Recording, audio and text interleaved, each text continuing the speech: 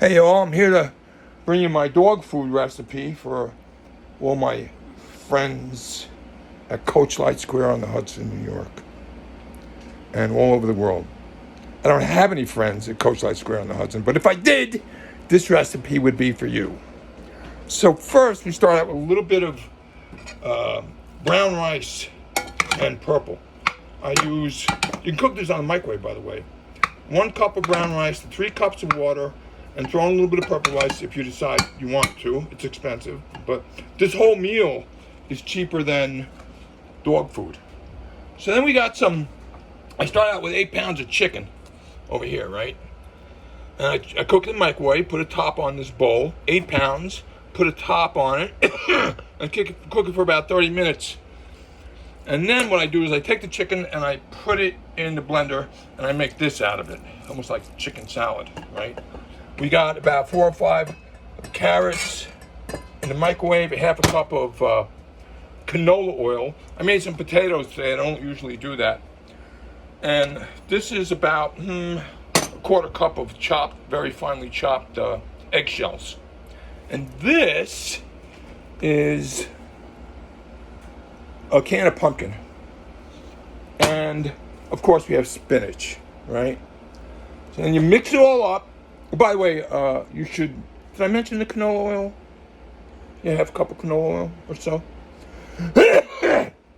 So, you really should not give your dogs dog food unless it's that fresh stuff that they have in the refrigerator. My sister's a vet and she told me all about dog food. Back in the 80s when the expensive dog food started coming out, I bought something called Science Diet. And unbeknownst to me, they changed ownership and of course they changed the recipe and didn't tell anybody. And most recently, I was buying something called Wild Earth. It's a vegan dog food. And they were advertising it as being air dried. But then they pulled the old bait and switch and they started heat drying it. Very bad. Dried dog food is very bad. And this is actually cheaper than dog food and healthier if you really love your dog. And also, if I didn't already say it, you should underfeed your dogs because they live longer and they're healthier and they're happier. And oh God, I've known people that overfed their dogs because the dogs beg, you know. Both of ours, this one here and that one over there, right? They're both always hungry. But this is a cheaper way of feeding your dog and much healthier. And you don't have to use the purple rice. You don't have to use brown rice like I do.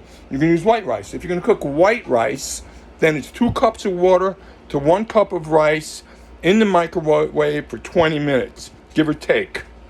And if you can do brown rice, it's 3 cups of water to 1 cup of rice.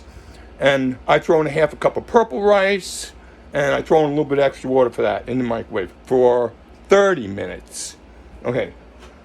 Oh, and I get the rice from Ralston Family Farms. They're really nice people from Utah, probably Mormons or one of those people.